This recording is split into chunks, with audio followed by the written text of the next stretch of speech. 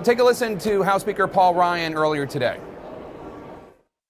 We, as Republicans, who fought the creation of this law and accurately predicted that it would not work, ran for office in 2010, in 2012, in 2014, and in 2016 on a promise that we would, if given the ability, we would repeal and replace this law. This is the closest we will ever get to repealing and replacing Obamacare.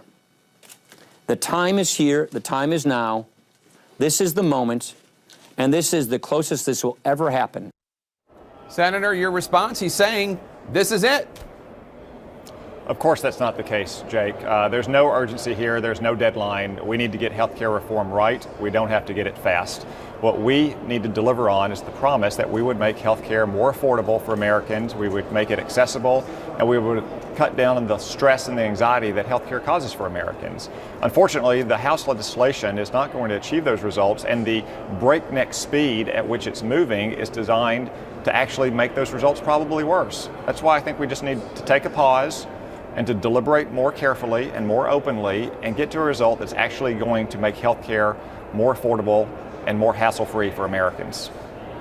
Steve Scalise, the House Majority Whip, yesterday told his Republican members, many of whom are skeptics like yourself, you're either with Pelosi or with Trump on this.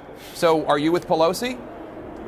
I'm with the American people and the promises I made to Arkansans that we're going to reduce the cost of their health care and make it accessible and give them more control over their health care choices. Look, there are a lot of Republicans who are saying these exact same things in private. Frankly, some of them on Steve Scalise's whip team are saying the same thing.